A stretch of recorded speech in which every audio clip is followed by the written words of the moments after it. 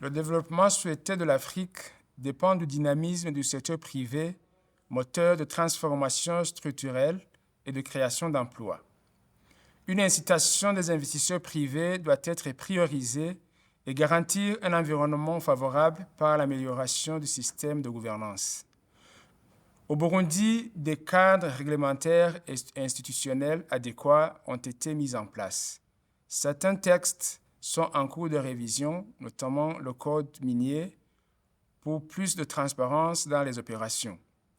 Le secteur de la production de l'énergie a été libéralisé afin d'attirer les investisseurs privés et promouvoir la production de l'énergie propre. Le gouvernement s'investit également dans le renforcement de la coopération internationale en menant des réformes socio-économiques et politiques pour améliorer l'image du Burundi sur la scène internationale et la crédibilité des politiques publiques. Ces efforts du gouvernement devront être récompensés par une mobilisation accrue des ressources extérieures, publiques et privées pour impulser une croissance résiliente au changement climatique. Mobiliser les financements du secteur privé en faveur du climat et de la croissance verte en Afrique est un thème pertinent. Il constitue un levier de mobilisation des ressources et de réduction du coût de l'inaction en matière d'atténuation et d'adaptation climatique.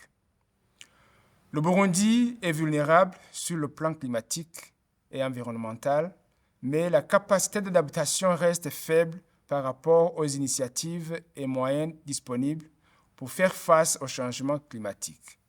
Selon le rapport de synthèse du diagnostic des facteurs de fragilité climatique et environnementale, des paysages des collines du Burundi, le Burundi a les plus faibles émissions de gaz à effet de serre par habitant, se classant 188e et contribuant à 0,1% des émissions mondiales. Bien que ces émissions soient insignifiantes, le Burundi subit directement le fardeau des impacts des émissions mondiales et se classe 171e sur 181 dans l'indice mondial d'adaptation de Notre-Dame en rapport avec la vulnérabilité climatique. L'impact du changement climatique se manifeste au Burundi par une augmentation des glissements de terrain, des inondations pluviales et fluviales le long des rives du lac Tanganyika, des précipitations extrêmes et une variabilité météorologique accrue avec une alternance d'inondations et de sécheresses. Même si le pas à franchir est grand, le Burundi a réalisé des activités et programmes pour atténuer ces impacts. Il s'agit notamment de l'aménagement des bassins versants, le programme de reboisement des collines, la protection des sources d'eau et des zones tampons, la restauration des forêts, la sensibilisation sur la réduction de l'exploitation du bois de chauffage pour lutter contre le fardeau le déboisement des collines et le renforcement des capacités du Burundi pour mettre en œuvre le cadre de transparence renforcé au titre de l'accord de Paris sur le changement climatique.